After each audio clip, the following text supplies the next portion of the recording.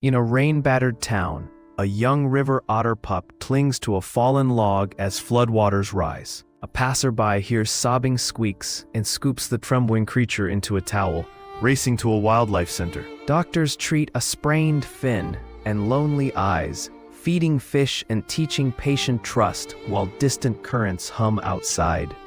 After weeks, the pup learns to dive again, the river calling with a brave little whistle in its wake. Share this small miracle and follow for more true stories that remind us how care can restore life.